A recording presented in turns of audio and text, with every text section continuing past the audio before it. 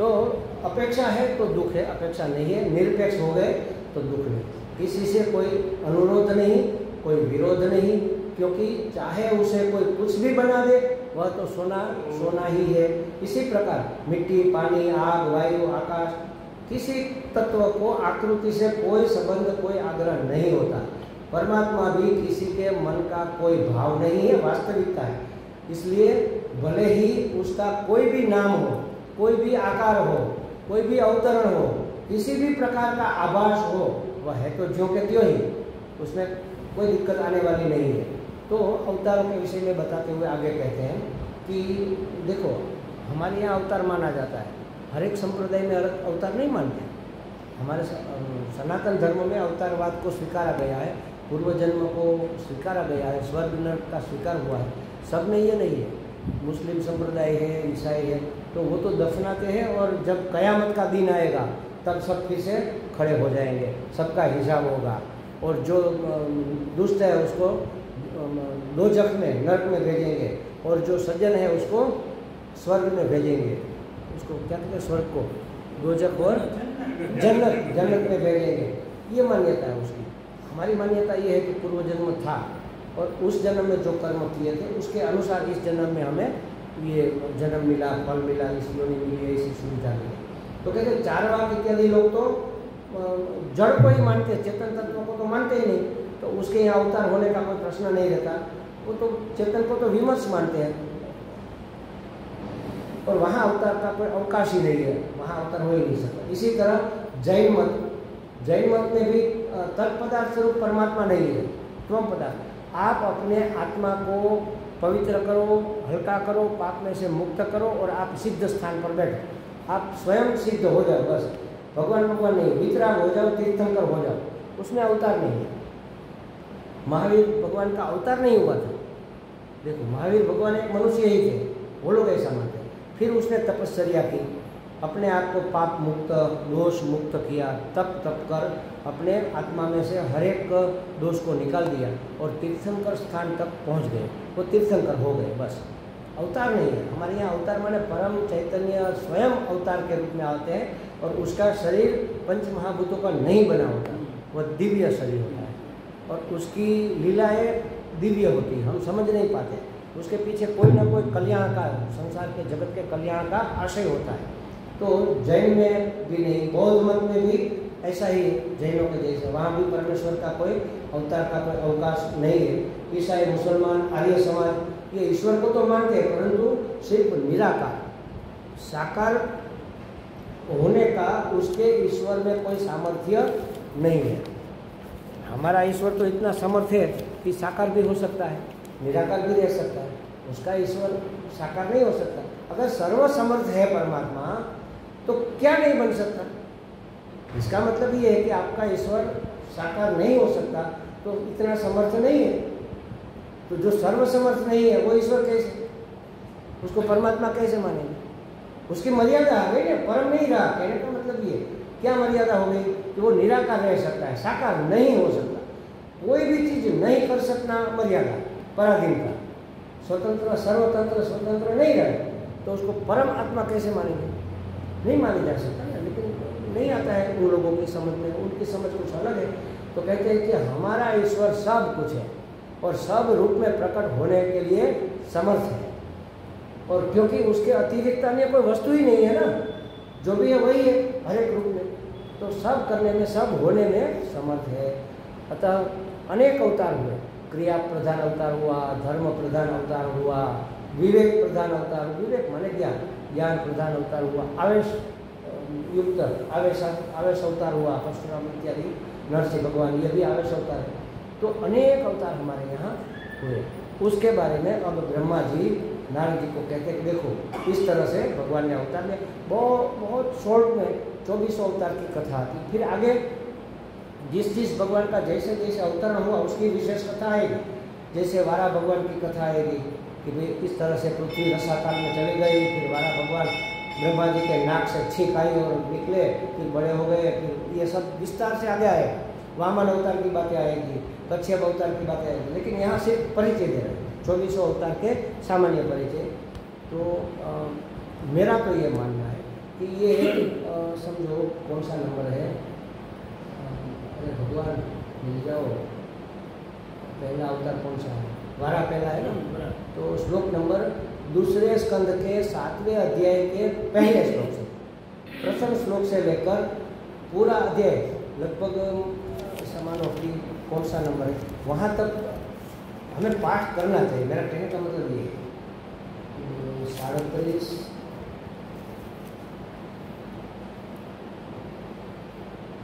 47 करीब 48 श्लोक है इसके, 40 से ऊपर 45 से ऊपर श्लोक है।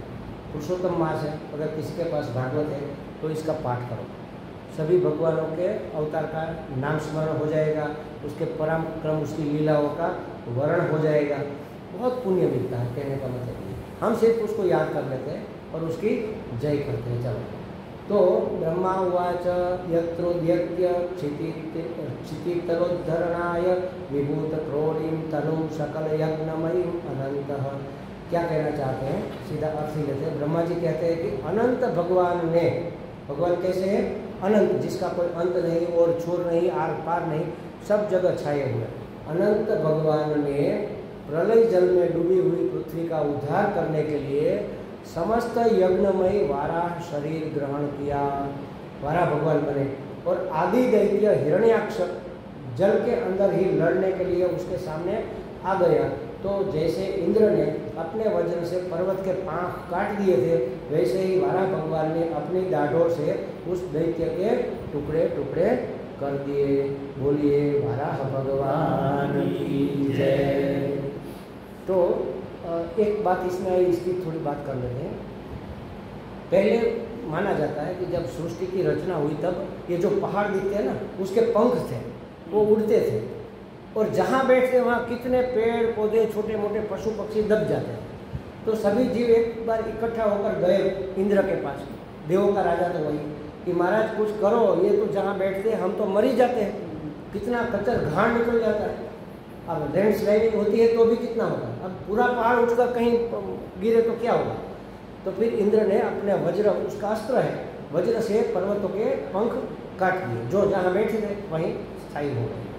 तो जैसे इंद्र ने एक क्षण में सभी पर्वतों के पंख काट दिए थे, उसी तरह से वाराह भगवान ने दैत्य राज, आदि दैत्य ऐसा कहा, सबसे पहला दैत्य, 3 जन्म हुए ना जय विजय के, उसमें पहला जन्म उसका हिरण्याक्ष और हिरण्यकशिपु का हुआ, दोनों का।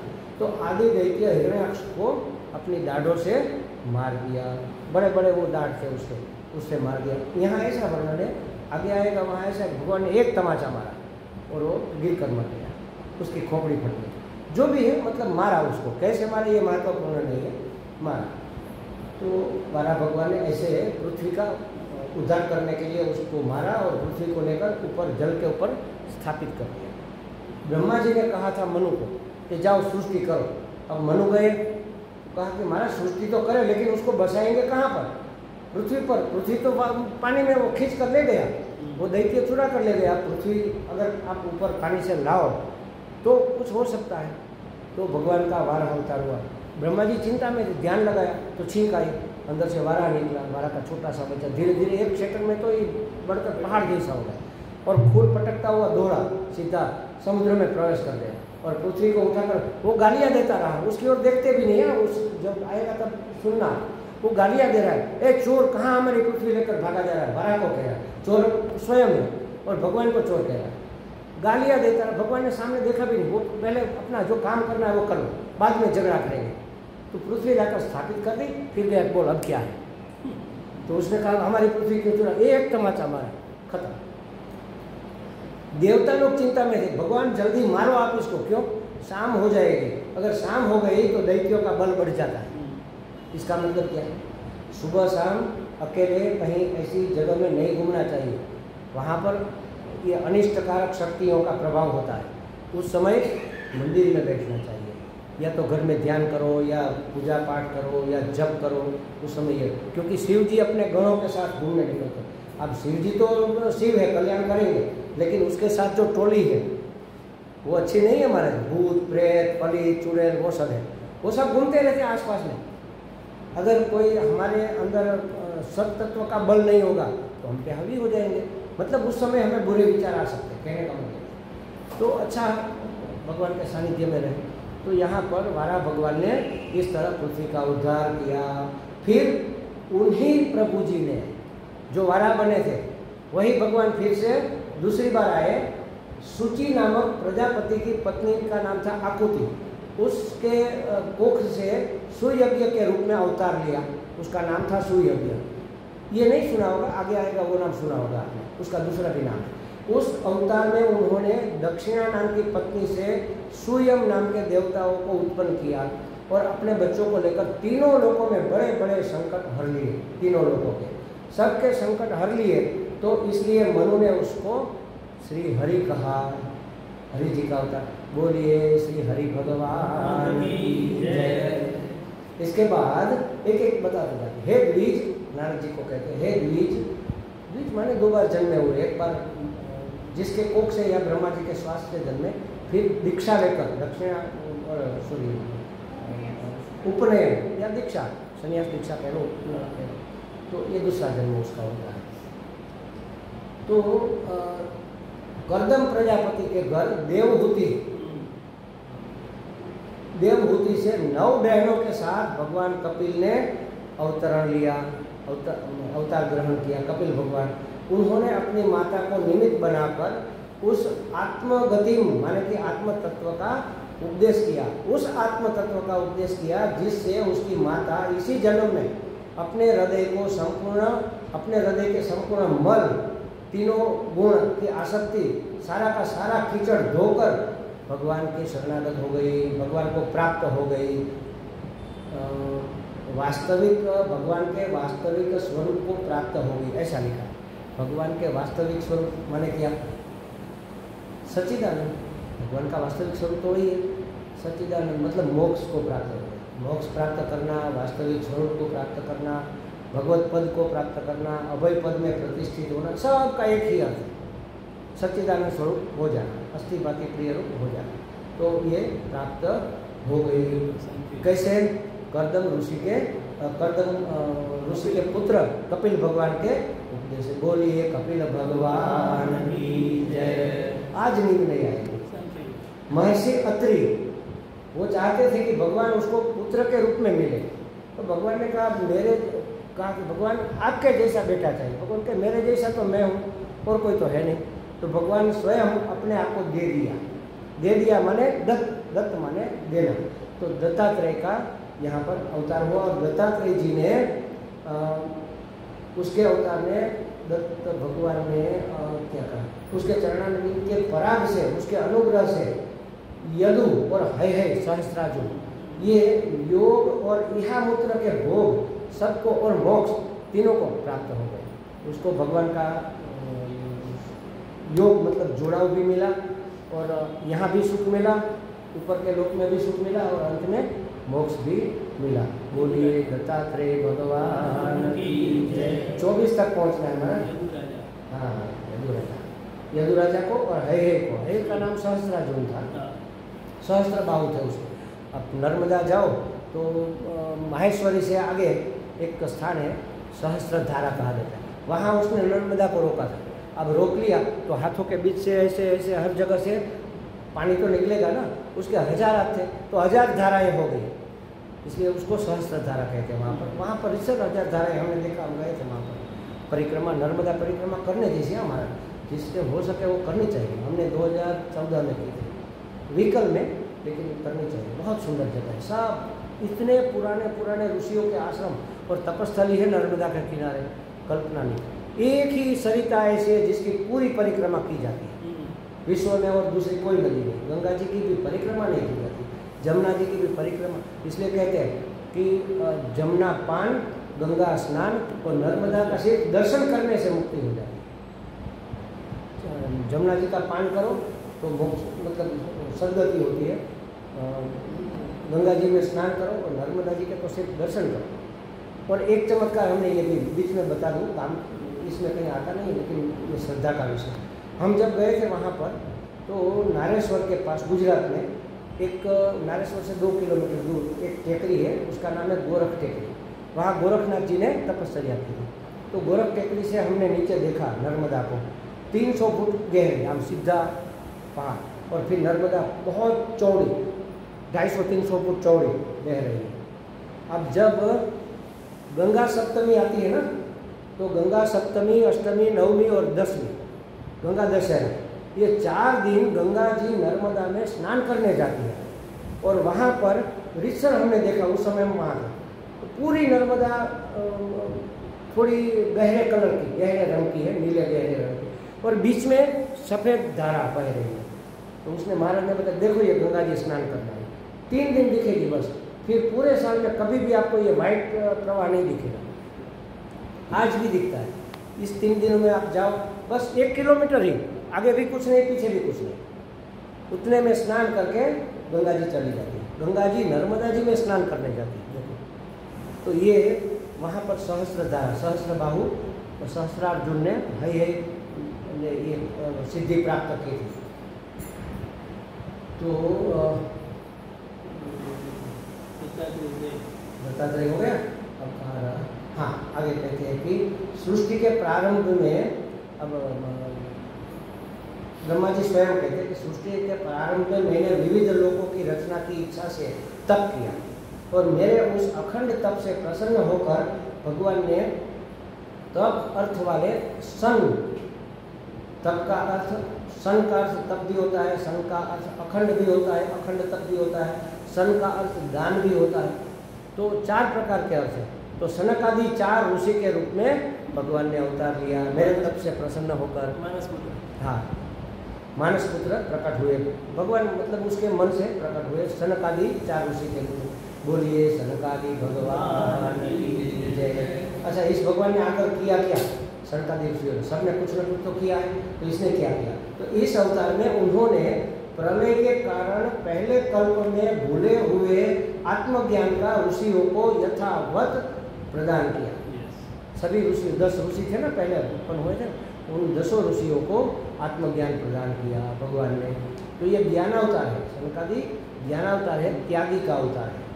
तो ऐसे 4 बटुक रूप ही रहते हैं, हमेशा हरि शरणम का जप करते हैं, इसलिए उसकी कोई उम्र नहीं बढ़ती, हमेशा यही उम्र के रहते हैं। उम्र माने उसका शरीर बढ़ेगा कैसे? स्थूल शरीर तो है नहीं, दिव्य शरीर है, तो उम्र बढ़ने का मतलब इतनी निर्दोषता बनी रहती है। जहाँ भी है ना कि उसकी उम्र नहीं बढ़ती, या वाष्ट सुखदेव जी 16 वर्ष के थे, ऐसा नहीं कहा, 2 बार 18 के थे, मतलब 18 साल का बच्चा जितना निर्दोष होता है उससे डबल निर्दोषता उसमें थी। इसका अर्थ यही करना है। और आगे, धर्म की पत्नी दक्ष कन्या मूर्ति से नर नारायण के रूप में भगवान प्रकट हुए। बोलिए नर नारायण भगवान की जय। अब नर नारायण ने क्या किया? तपस्या की, और तपस्या के प्रभाव से उन्होंने अपनी इंद्रियों का विजय किया। इंद्र की भेजी हुई काम की सेना, उसको तप भंग करने के लिए, हमेशा कोई तप करता है तो इंद्र के पेट में तेल पड़ जाता है, वो उसने काम की सेना भेज दी कामदेव की। तो कामदेव की सेना माने अप्सराएं, तो अप्सराएं आई उसका तप भंग करने के लिए। तो क्या हुआ पता है? नर नारायण तो तपस्वी थे, उसको पता चल गया कि इंद्र की सेना आ रही है, अब उसका स्वागत करने के लिए कोई तो चाहिए ना। तो उसने अपने मन से ऐसी सेविकाएं उत्पन्न की, उसको देखकर वो लजा मरी, अरे हम अपने आप को इतना सुंदर मानते, इसके तो नख के बराबर भी हम नहीं है, इतनी सुंदर कन्या है। यहाँ जाते वक्त नर नारायण ने कहा भी, एकाध ले जाओ अपने इंद्र को देना, एकाध ले जाओ अपने इंद्र को दिखाना कि हमारे पास ये है, फिर भी हमारे अंदर काम का प्रकट। वो तो वहीं पर काम ढेर हो गया। और एक महत्वपूर्ण बात, शिव जी ने काम का दहन किया था। कैसे दहन कैसे होता है? क्रोध से। हाँ, क्रोधाग्नि निकला था, तीसरा नेत्र खोलकर इन्होंने क्रोध को ही जला दिया, क्रोध को ही मार दिया। कोई क्रोध को नहीं मार सकता। देखो एक बात, काम, क्रोध, लोभ, मोह, मद से जो भी हमारे षड्रिपु है ना, वो नुकसान तो करते हैं, लेकिन थोड़ा बहुत हमें सुख भी देकर जाते। काम है, काम व्याप्त हो गया, अगर कोई काम में प्रवृत्त हुआ, कामना पूर्ति हुई, तो थोड़ा तो सुख आनंद मिलता है कि नहीं मिलता? लोभ है तो धन का लाभ होता है कि नहीं होता? ईर्षा है तो किसी को पछाड़ कर हम आगे निकल सकते हैं कि नहीं? क्रोध में क्या होता है? कोई लाभ नहीं, उल्टा जलना होता है। ये सबसे खतरनाक चीज अगर कोई है तो क्रोध, और उसने सबको घेर कर रखा है। सबसे पहले तो मुझे, मेरा ही स्वभाव इतना क्रोधी है, बात बात पर मैं सहन नहीं कर सकता। पता नहीं क्यों भगवान ने कैसी मति बनाई है, अव्यवस्था में नहीं सह सकता। मतलब सिस्टम में कोई डिस्टर्ब हो जाए तो लगता है कि ये ठीक नहीं है, लेकिन पता नहीं क्या उसके पीछे कोई आशय होगा भगवान का। लेकिन अब वास्तविक अवास्तविक क्रोध नहीं रहा, ये तो है। ऐसा मानो कि 100% में से 5% रहा बस, इतना हम उसकी निवृत्ति कर सके, हमें संतोष है। ये भी चला जाएगा जब वो इच्छे वो चाहेंगे, सब चला जाएगा। तो क्रोध को ही मार दिया इन लोगों ने। उसने अप्सराएं भेजी उसका तप भंग करने के, कोई गुस्सा नहीं, कोई क्रोध नहीं, उल्टा उसको इनाम दिया कि एक अप्सरा को आप इनाम में लेकर जाओ, इंद्र के लिए हमारी ओर से जाओ। तो ऐसे थे नर नारायण। हाँ, नर नारायण बद्रीनाथ, बद्री वन में तपस्या की। हम जहाँ बद्रीनाथ का मंदिर है ना, उसके पीछे जो पहाड़ी है उसको बद्री वन कहते हैं। वहाँ पर वहाँ नर नारायण 2 पर्वत है, एक का नाम नर पर्वत, एक का नाम नारायण पर्वत। तो दिव्य दिव्य अप्सराएं उसके सामने जाते ही अपना स्वभाव खो बैठी। जिसके लिए आई थी वो भूल गई और अभिभूत हो गई, उसके प्रभाव में आ गई। प्रभावित करने आई थी, स्वयं प्रभावित हो गई। तब का ये बल है महाराज। वे अपने हाव भाव से आत्मस्वरूप भगवान की तपस्या में विघ्न उत्पन्न करने में सक्षम नहीं रहे। शंकर आदि महानुभावों ने तो अपनी रोष भरी दृष्टि से काम को जला दिया था, लेकिन आपने नर नारायण ने तो जलाने वाले उस असह्य क्रोध को ही जला दिया, उसको ही मार दिया। तो काम को जला देने वाले वही क्रोध नर नारायण ने उसको निर्मल हृदय में प्रवेश नहीं, वो बाहर ही खड़ा रह गया, क्रोध अंदर ही नहीं आ पाया, उसके दरवाजे के अंदर ही नहीं आ पाया, बाहर खड़ा रहता हुआ कांपता रहा कि अरे इसके पास कैसे जाएंगे। डर भी उससे डरता है, मतलब कहने का। तो फिर बोला उसके हृदय में काम का प्रवेश कैसे हो सकता है। तो उन्होंने तपस्या का महत्व प्रस्थापित किया, कहने का मतलब ये। कुमार्गगामी वेन एक राजा हुआ, वो बड़ा दुष्ट था। कुमार्गगामी वेन ऐश्वर्य और पौरुष दोनों ही ब्राह्मणों के हुंकार से खत्म हो गए। सिर्फ हुंकार भरा, वेन मर गए। अब बिना राजा के क्या करें।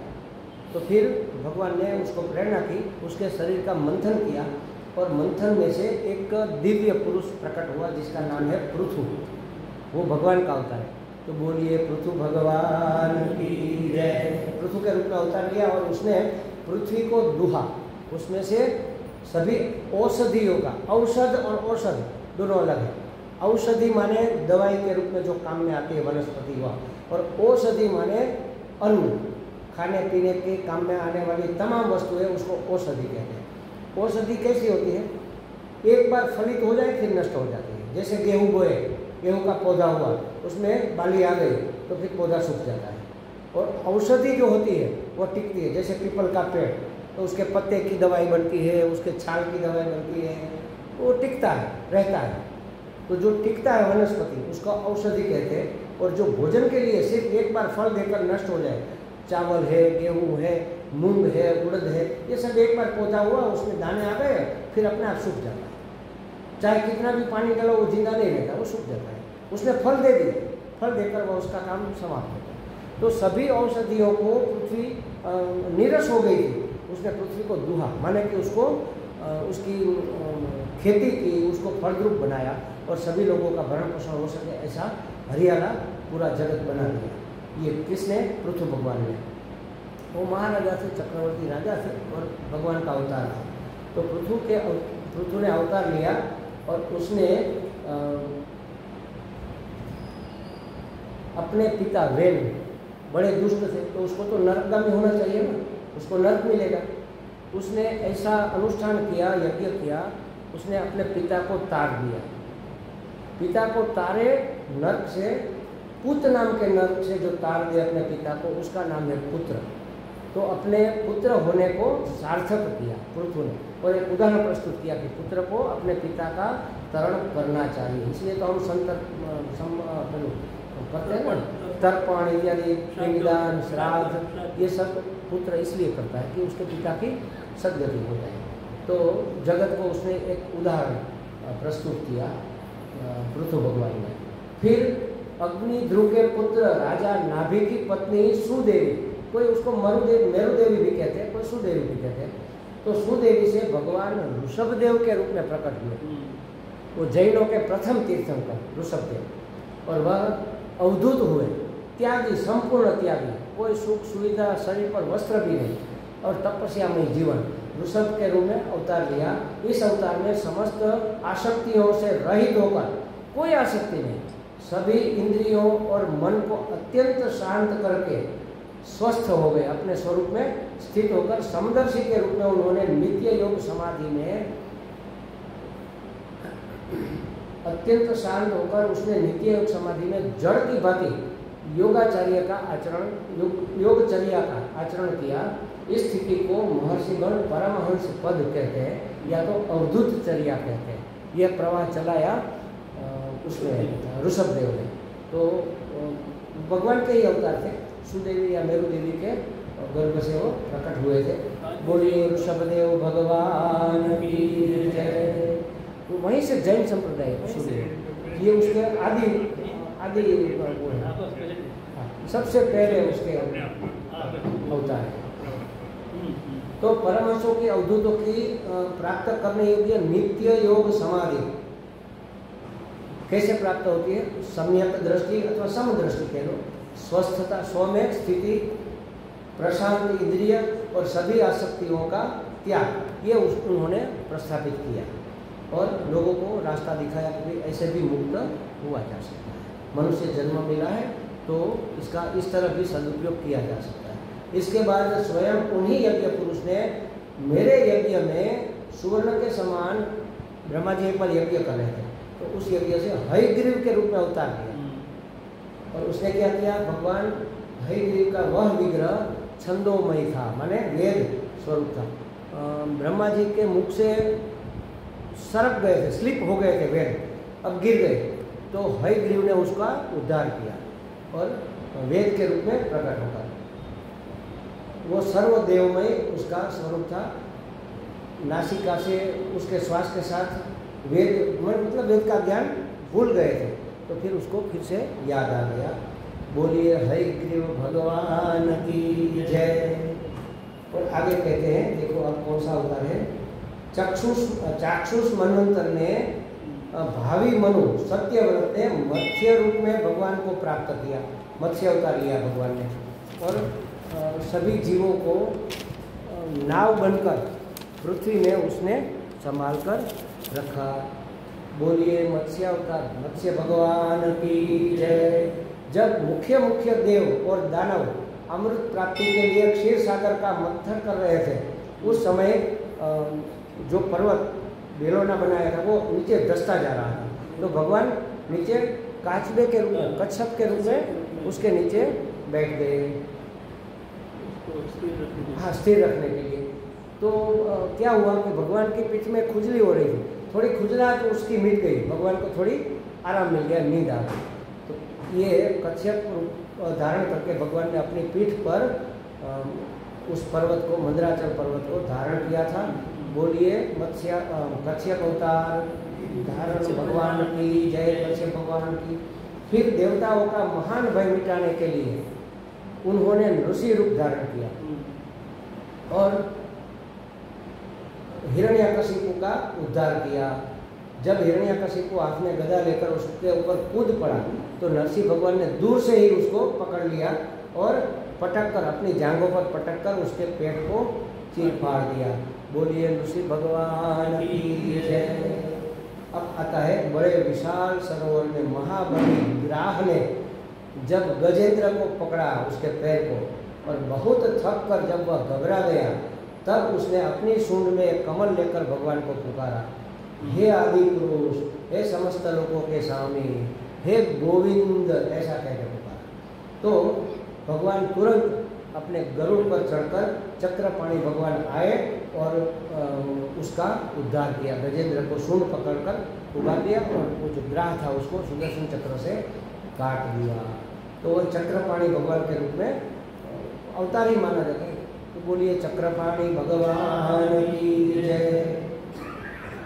अदिति के 12 पुत्र हुए एक साथ। अदिति के 12 पुत्रों में सबसे छोटे थे, गुणों की दृष्टि से सबसे बड़े श्री वामन भगवान। पता नहीं क्यों, लेकिन मुझे वामन भगवान बहुत प्रिय लगते हैं वास्तव में, बहुत। बट वो इतने प्यारे से लगता है उससे हम लाड करें, उसके साथ खेलें, लेकिन वो इतने सामर्थ्यवान है, त्रिविक्रम बन जाते हैं। देखो, सबसे छोटे और सबसे बड़े, ये सबसे बड़ा गुण है हमारा। कहाँ सबसे छोटा होना है और कहाँ सबसे बड़ा होना है, अगर ये आ जाए ना तो जीवन सार्थक हो जाए। ये बहुत सुंदर बात है उसकी। तो वामन भगवान सबसे छोटे लेकिन गुणों में सबसे बड़े। यज्ञ पुरुष श्री भगवान ने इस अवतार में बलि के संकल्प जल छोड़ते ही संपूर्ण लोगों को विचक्र में चरणों से नाप लिया, विक्रम कहलाए। वामन बनकर उन्होंने 3 पग पृथ्वी के बहाने बलि की सारी समष्टि ले ली, परंतु इससे यह बात सिद्ध कर दी कि सन्मार्ग पर चलने वाले को याचना के सिवा पराजित नहीं किया जा सकता। भगवान भी उसको पराजित नहीं कर सकते, उसके लिए मांगना पड़ेगा, दे दो तो देगा। सन्मार्ग पर जो कोई चलता है उसको कोई पराजित, भगवान भी पराजित नहीं। भगवान भी उसके पास मांगने के लिए आए, ये प्रस्थापित करने के लिए उसने वामन अवतार लिया था। वो यज्ञ कर रहा था ना, यज्ञ में से दान मांगा उसने, और सही रास्ते पर, दान मांगने के रास्ते पर ठग लिया उसको। तो याचना के बगैर सज्जन को हराया नहीं जा सकता, उसको जीता नहीं जा सकता। जो सन्मार्ग पर चलते हैं उसको ऐसे ही हम, और भगवान ने उसके बदले में उसको इंद्र पद दिया। अब इंद्र पद प्राप्ति में उसका क्या रोल था, उसने क्या पुरुषार्थ किया? कुछ नहीं। देखो, ये भगवान की कृपा, भगवान की कृपा से इंद्र पद भी मिल सकता है। उसके लिए उसने तप नहीं किया, उसने ब्रह्मलोक में निवास नहीं किया, कुछ नहीं, बस यज्ञ करता था और धर्म के मार्ग पर चलता था वो दैत्य, लेकिन फिर भी धर्म के मार्ग पर चलता है। तो भगवान ने सोचा चलो इसका उद्धार किया जाए। त्रिविक्रम बनकर आए और पाताल में उसका निवास किया। कितनी समृद्धि थी पता है वहाँ? इंद्र से अनेक गुणी, इंद्र के पास जो संपत्ति, जो सुविधा, जो सुख था, उससे तो हजारों गुणी ज़्यादा सुख सुविधा बलि के राज्य में थी, पाताल में। और भगवान उसके द्वारपाल बनकर उसकी रक्षा करते थे। और इसके बाद जब नया चतुर्युगी पूरा होकर नया सर्ग शुरू हुआ, तब उसको इंद्र पद पर भगवान को छुड़ाया। फिर उसने वहाँ सुदर्शन चक्र छोड़ा कि अब सुदर्शन रक्षा करेगा, मेरे पति को भेज दो। बिना भगवान के लक्ष्मी जी क्या करती, संसार क्या करता? तो लक्ष्मी जी गई और उसने बलि राजा को रक्षाबंधन किया। तब से ये रक्षाबंधन में बलि बलि बोलते हैं ना, क्या बोलते हैं? ये मंत्र बोलते हैं, ये न बद्धो बलि राजा, हाँ, ये न बद्धो बलि राजा। जैसे बलि राजा प्रेम से बंध गए थे, वैसे भाई बहन का बंधन टिका है। उसने कहा कि देखो रक्षा बांधी, क्या दूँ तुम्हें? तो मेरे पति को दो। भगवान ने कहा मैंने तो वचन दिया रक्षा करने का, अब मैं तुम्हारे साथ कैसे होगा? उसने कहा नहीं भगवान जाओ आप। तो भगवान गए, लेकिन रक्षा का वचन भी निभाया। वहाँ सुदर्शन चक्र छोड़ा, वो रक्षा कर रहा है उसकी, और फिर इंद्र का पद मिला। ऐसे वामन भगवान की जय। फटाफट जा रहा है हमारा राज, तो पढ़ने जा रहा है।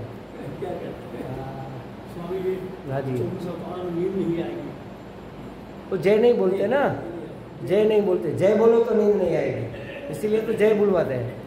हमारे ऊपर जो हावी है, हमारी आदतें है, उससे हमें विजय पाना है। नींद आना, हमारे यहाँ गुजरात में एक नरसिंह मेहता करके भक्त हो गए। एक बार सत्संग में उसको नींद आ रही, रो पड़े भगवान के पास जाकर, भगवान हमने ऐसा कौन सा पाप किया है कि सत्संग में हमें नींद आती है?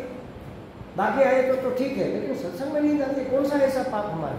मतलब कोई ना कोई पाप हमारा प्रकट होता है तभी सत्संग में नींद आती है। पूर्व का कोई कर्म है, इसमें हमारा कोई दोष नहीं है। अभी हमने कुछ नहीं किया, लेकिन थोड़ा जब नींद आए ना तो उसकी 2-3 टेक्निक है, मैं आपको बता दूँ।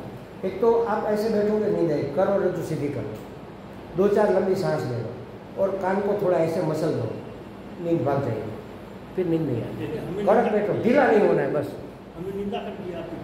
नहीं, निंदा नहीं। कल हम गए थे जहाँ माता जी के पास है बहुत उत्कृष्ट महात्मा, बहुत ही अखंडानंद जी महाराज की डायरेक्ट डिसाइपल और इतनी अच्छी ज्ञानी जीवन मुक्त पुरुष। कुछ बात हुई तो उसने कहा नहीं, हमारे गुरु जी कहते थे कि संत अगर कोई बात करे किसी की तो वो निंदा नहीं होती, उसको निंदा नहीं माना जाता। अगर मैं किसी के दोष के बारे में बताऊं तो वह निंदा, मैं तो संत नहीं हूँ तो निंदा मानी जाएगी, लेकिन सच्चा संत अगर किसी के बारे में बताए तो वो निंदा नहीं, उसको सुधार कहते हैं। वो सुधार करने के लिए बता रहा है। माता जी ने कहा था ना, कहा मैंने एक बात कहने जा रहा था, मैंने कहा माता जी ये तो निंदा हो जाएगी, फिर भी आपको जरा सचेत कर दूँ।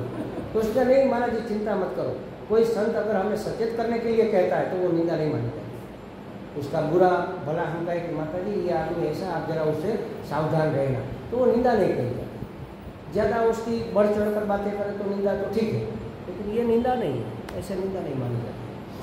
तो हे नारद जी, तुम्हारे अत्यंत प्रेम के भाव से अत्यंत प्रसन्न होकर हंस भगवान के रूप में भगवान ने अवतार लिया और तुम्हें योग, ज्ञान और आत्म तत्व को प्रकाशित करने के लिए भगवत धर्म का उपदेश दिया हंस के रूप में। उस हंस भगवान की जय। अब नींद नहीं आएगी, गई। तो कहा कि वही भगवान स्वयंभू आदि मनवंतरों में मनु के रूप में अवतार लिया। स्वयंभू मनु भगवान का अवतार था। राजा को कैसे राज्य करना चाहिए, चक्रवर्ती राज्य किया और सबकी सुख सुविधा का ध्यान रखा। तो राजा का आदर्श प्रस्थापित करने के लिए भगवान ने मनु के रूप में अवतार लिया, इसीलिए राजा को भगवान माना जाता है। पति परमेश्वर, राजा परमेश्वर ऐसे माना जाता है। कई ऐसी वस्तु है जिसको परमेश्वर मानना चाहिए, माना जाता है। तो राजा को भी भगवान मानना चाहिए, क्योंकि उसकी आज्ञा लोक कल्याण के लिए होती है। इसलिए आगे कहा ना कि जिस राज्य में प्रजा दुष्टों से परेशान होती है उस राजा का ऐश्वर्य चला जाता है, उसका आयु क्षीण हो जाती है, उसका परलोक भी बिगड़ जाता है। तो राजा के राज्य में प्रजा दुष्टों से परेशान नहीं होनी चाहिए, ये राजा का कर्तव्य है। इसलिए राजा इसको बचाने के लिए कोई भी नियम लगाए, कोई भी कानून लगाए, किसी को फांसी चढ़ा दे, उसको दोष नहीं लगता, उसको पाप नहीं लगता। वो भगवान का अवतार है, उसको भगवान प्रेरित करते हैं कि दुष्टों को ऐसे निवारो और सज्जनों को थोड़ा उबारो, ताकि धर्म बना रहे, वरना धर्म तो नष्ट हो जाएगा। हमारा धर्म कभी नष्ट नहीं होता, हमारा वो घटता बढ़ता है, क्षीण होता है, लेकिन वही का वही धर्म जब से पहली बार सृष्टि का सर्जन हुआ तब से धर्म चला रहा है। रूप युग के अनुसार उसका बदलता रहता है, इसलिए इसको सनातन धर्म कहते हैं। आज पैदा हुआ ऐसा नहीं, सनातन पहले से यही धर्म चला। थोड़ा उसका आकार प्रकार बदल जाता है, लेकिन धर्म धर्म ही रहता है।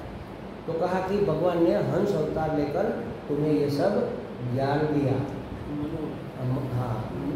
मनु अवतार लेकर राजा का क्या कर्तव्य होता है उसको प्रस्थापित किया। तीनों लोकों के ऊपर सत्यलोक तक उसके चरित्र की प्रशंसा होती थी।